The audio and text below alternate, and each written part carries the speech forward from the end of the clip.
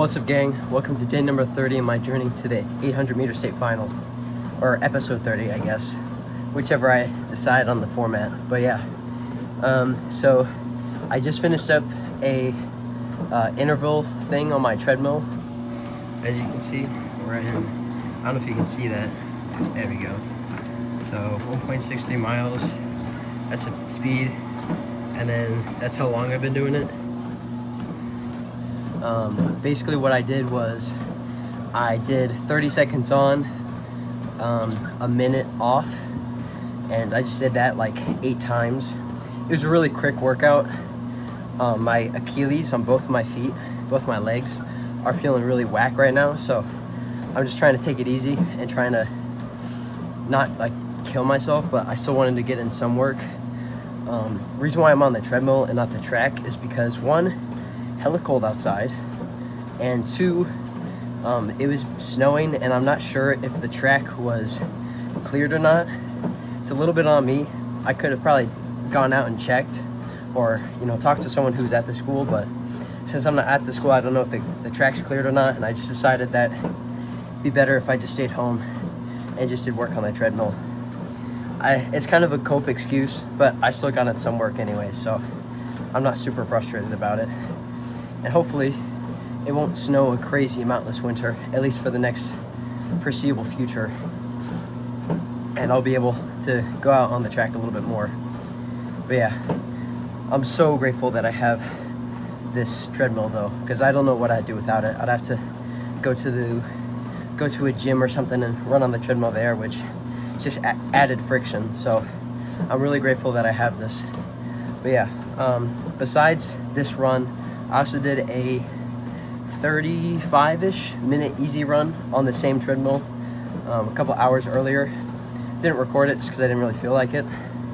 But yeah, I'm feeling pretty good today, besides my Achilles. And like my hamstrings and glutes and whatnot, like just my entire lower body is kind of cooked from my workout yesterday. So I know I at least did something yesterday. But yeah, I'm gonna wrap up this run and then or wrap up this cool down and then get on with the day. I've already eaten like a majority of my calories for the day, and so yeah, we're just gonna get down to what I've been learning and whatnot. So yeah, let's get after it.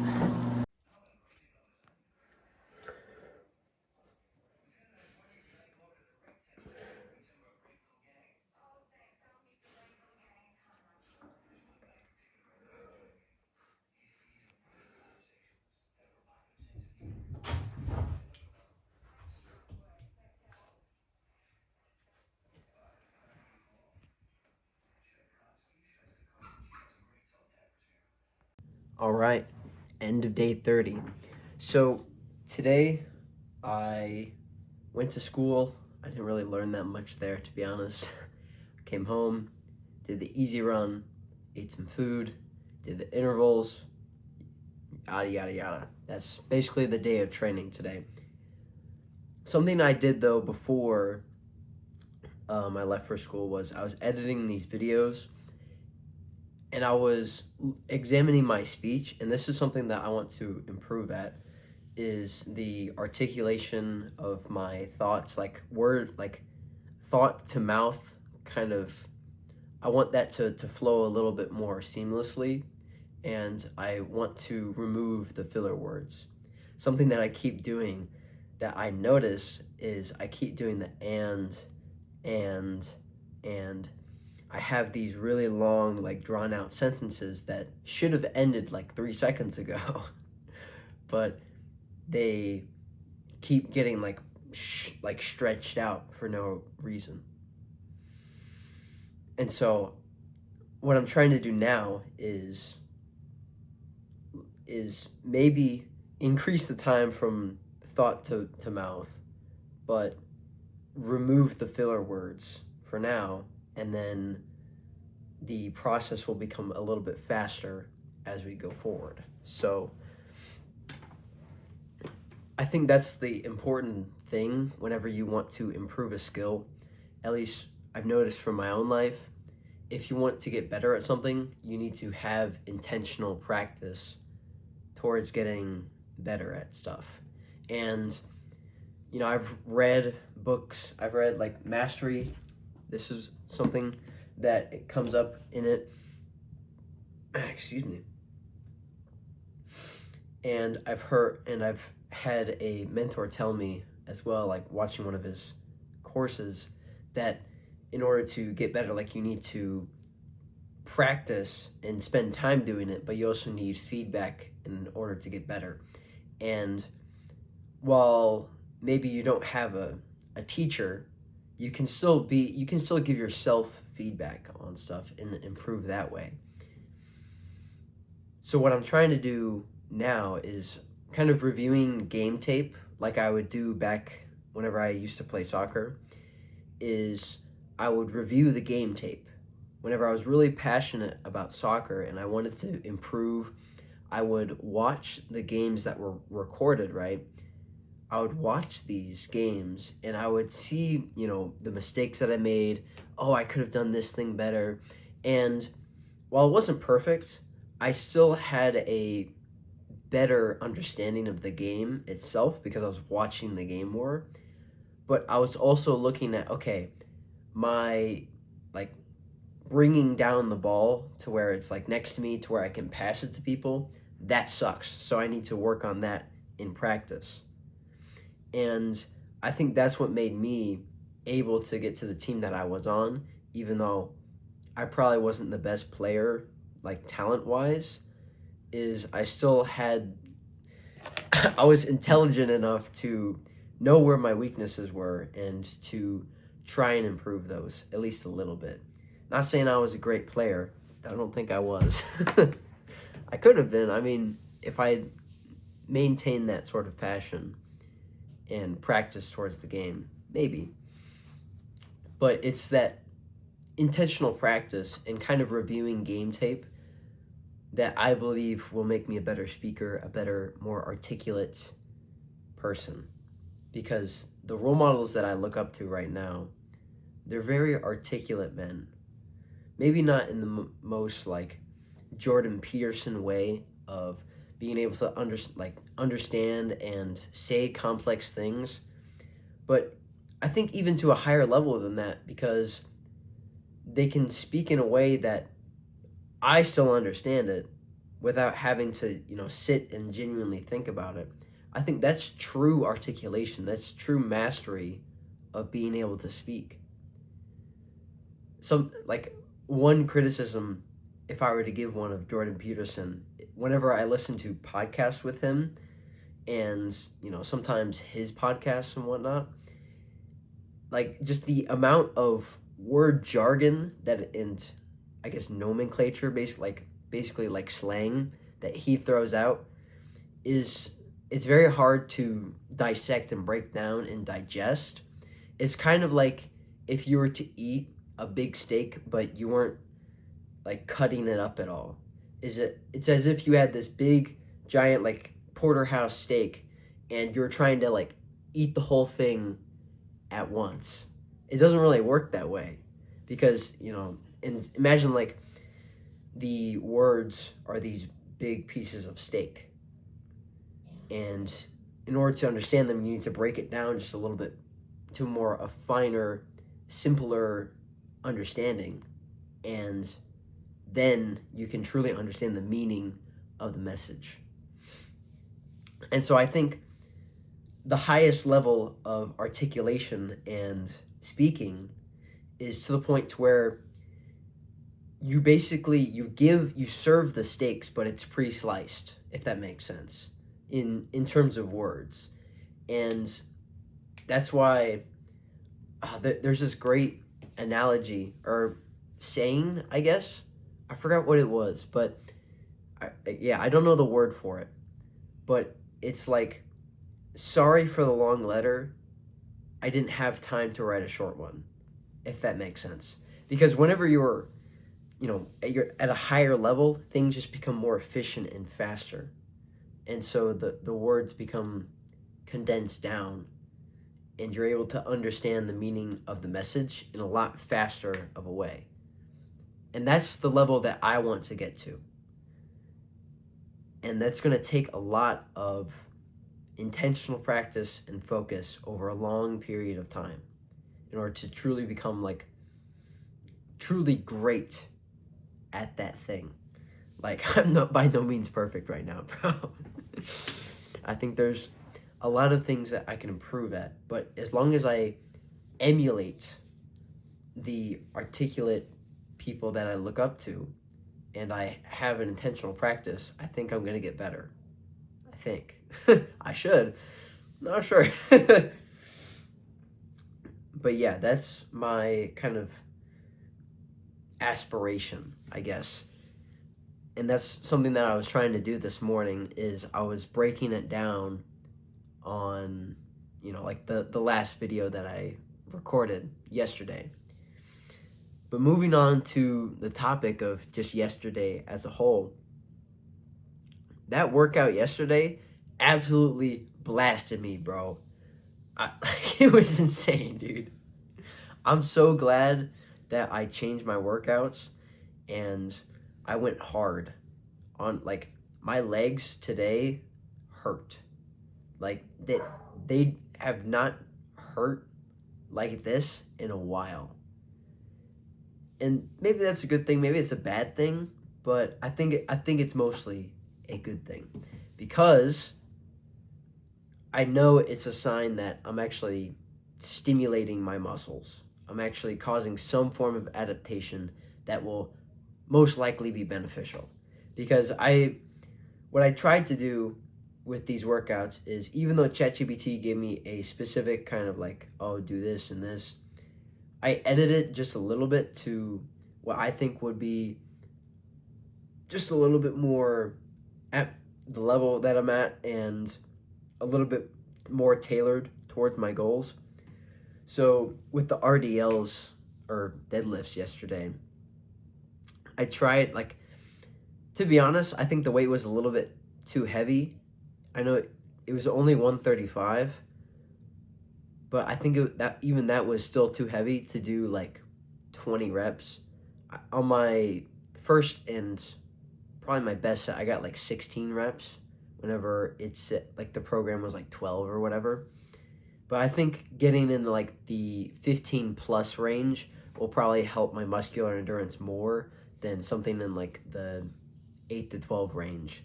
That's more like hypertrophy from what I understand, which I'm not complaining about. If I get massive legs by the end of this and even if I'm like slower but I'm jacked, I'm not going to complain that much. Sure, I'll be disappointed, but I think there's a level to where I can still build some muscle and also get faster at the same time. I don't think those things are mutually exclusive. Plus, oh no, I forgot. That's the problem, dude. That's something that I'm also trying to level up. It's just this like continuous train of thought. I just completely lost it, bro. Yeah, and it's not coming back. Terrible. But tomorrow is Tuesday, because today's Monday. I'm going to start another workout tomorrow morning that is part of my new split. It's very leg and compound lift focused. I'm not sure if I'll entirely be recovered from my stuff today or yesterday, but I'm still gonna thug it out and just go as hard as I can, because I think that's where you find your limit, and then you can kind of dial it back just a little bit from there, and then you're still pushing yourself, but you're not going too far past the limit. So I'm trying to find that right now within myself, because today I was feeling a little bit iffy with my Achilles, because both of them felt a little bit funky, but I still did the workouts anyways. I still did the easy run anyways, even though it felt a little bit funky. I still did the intervals on the treadmill, even though they felt a little bit funky. I was actually I was genuinely considering not like skipping the workout and just like walking. But I think it's a smarter idea just to push myself deeper into the water so I can learn how to swim out, if that makes sense. And something that I was listening to on the Modern Wisdom podcast today, I was re-listening, re-listening, I think that's what you would say. I was re-listening to one of the Jordan Peterson episodes, and this is exactly what he was talking about, where you have to kind of like push to your limits as much as you can and then pull it back just a little bit so you can make progress. I forgot exactly how he phrased it, but the concept was the same, is you have to kind of overreach a little bit to understand how hard you can truly work, to give yourself proof that you can work that hard if something like that comes up.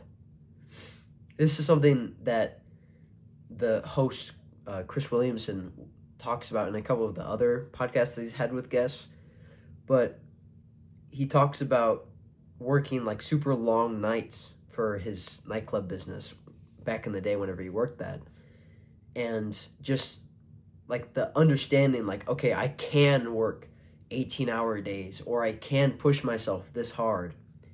It gives you a better understanding of how far you can truly go, even though it's probably not great for training or health or anything along those lines. It's good to understand how far you can go so you can pull it back and then be within that uncomfortable zone without like destroying yourself. And that's interesting because it also connects to something that the way the superior man talks about whenever it comes to leaning into your fear and your purpose. It's you want to be just beyond the edge. Like you want to be leaning just into the edge of your fear. So imagine it's like a cliff. Like basically everyone's afraid of heights, right? Imagine you're leaning at the edge of a cliff and like the wind is basically supporting you. That's the ideal spot because that's where you get all the thrill that, like, I'm not saying that you should do this. You probably shouldn't. I wouldn't do it. But imagine that like the zip line or something like that is your life's task or your purpose and that sort of thing. But just leaning on the edge, that's your life's task, right? Being supported by the wind. That's a good place to be. Instead of like hiding, cowering away from the ledge or like diving into it, because both of those would not be great. Like either you're a coward or you're just dumb. Like just leaning on the edge is the place where you want to be because you can see the beautiful canyon, but you're not being stupid and you're not shielding yourself away from the world. I think that was a good way of explaining it. I'm not really sure. Like I was trying to come up with that off the top of my head. Like I was trying to just like put the wires together, if that makes sense.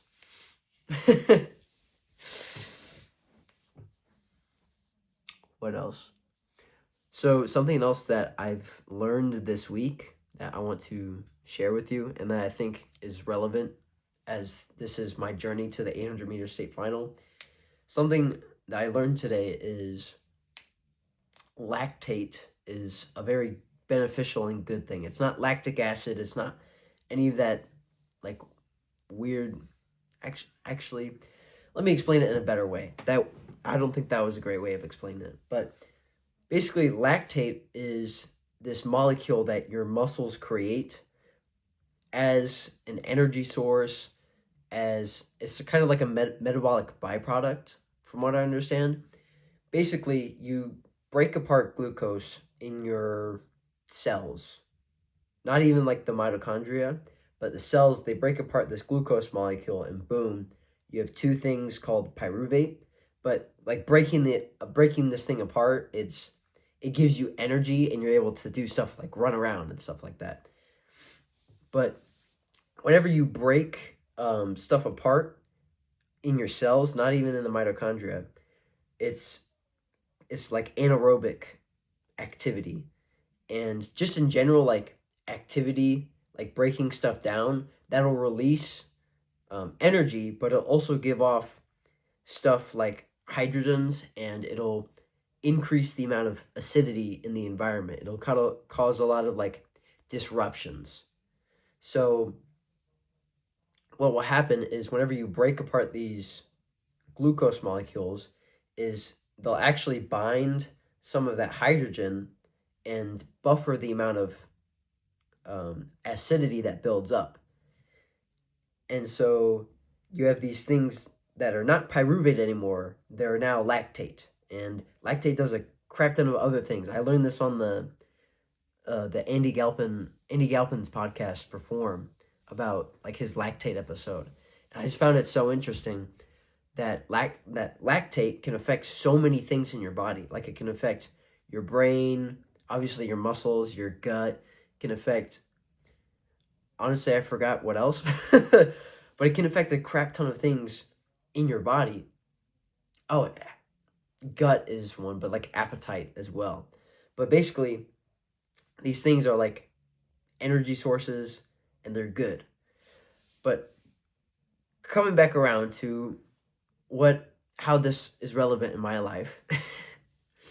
Basically, whenever you break down energy, break down stuff for energy, acidity builds up, and a good way to buffer against that is to have a buffer or something that can kind of make the environment more basic or alkaline to counteract the acidity that builds up in that specific muscle from the metabolic process of contracting your muscles and like sprinting and whatnot. And one of those is bicarbonate, which is something you can take either. I mean, it's something that your pancreas makes, I believe, in order to neutralize the stomach acid that goes into your small intestine. Yes, it's something that your pancreas makes in order to neutralize that acid. But it's also like it's just a chemical structure, right? And so baking soda is actually sodium bicarbonate in like a powdered form, right? And so you can actually take like sodium bicarbonate, and if you ingest it or you basically add it to your body, it'll increase the amount of acidity that you can kind of take up. Probably not to a great degree from my understanding, but it can still buffer against that and make it better. But the problem with the like drinking baking soda or just taking like baking soda tablets and whatnot, like sodium bicarbonate tablets, is they can cause a lot of GI distress. So what I'm trying out, I'm not sure if it works or not because I haven't got it yet. I ordered a thing from Momentous Supplements. It's like this. It's called PR Lotion, but it's basically like the sodium bicarbonate lotion. Probably not the healthiest thing for me because it's like some weird gel and it probably has like funky chemicals in it. But I'm gonna give it a shot because if it can help me get better gains, not only in the gym but on the track, I think it'll be worth it. And even if I don't use it that much, and it'll just help me get through like tough workouts or on a meet day whenever maybe I'm feeling a little bit tired and I just need to, or fatigued, and I just want to buffer against a little bit of acidity building up and fatigue so I can run all of the events at max intensity. I think it'll be a good idea. We'll see what happens though. So it'll get here within the next few days and we'll give it a shot. We'll see how it works. And then since my first track meet is coming up in a couple weeks, I'll have to trial it there as well. So yeah. But yeah, that's basically all that's been going down today. If you're interested in what I ate today, I basically only ate eggs and bacon. That's about it.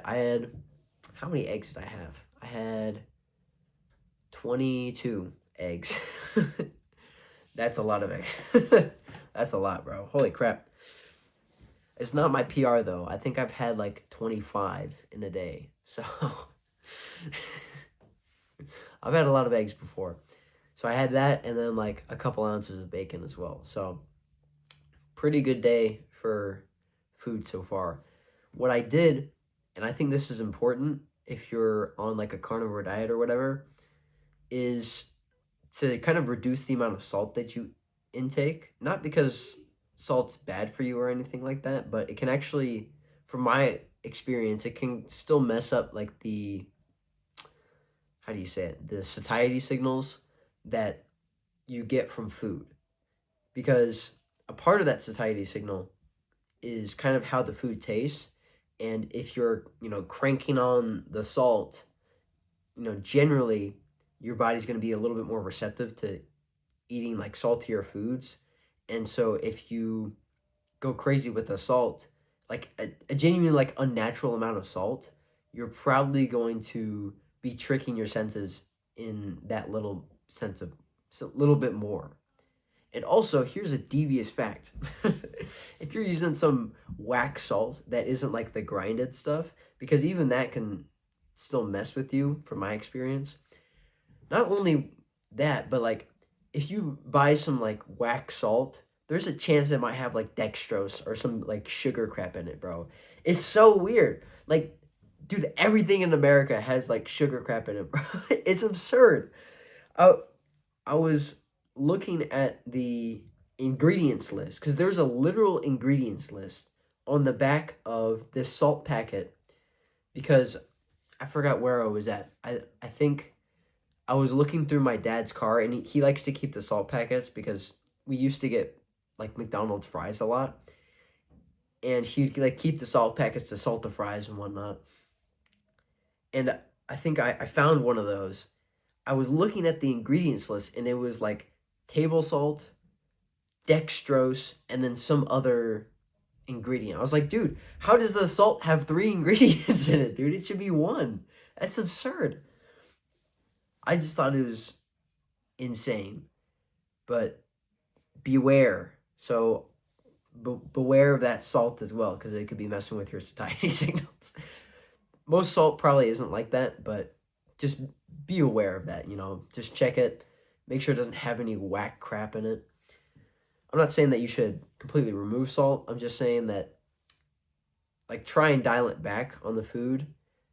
Like, for me now, I'm trying to kind of dial it back, especially on eggs, because eggs don't have, like, the greatest flavor in the world. But I think relying more on the taste of the eggs, like, okay, does this actually taste like anything? Or is my body saying, like, okay, bro, we're done? Or is it just the salt? That sort of thing. Yeah, that's what I ate today. Very good eating. Beware of salt. I'm done yapping now. I'm done.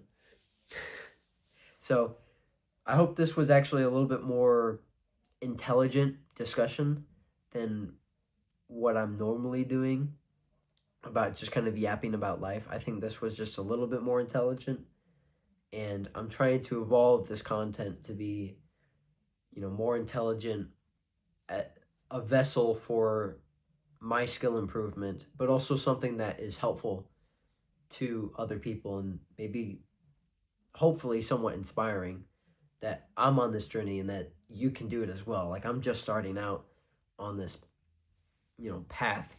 I'm not like super experienced in anything.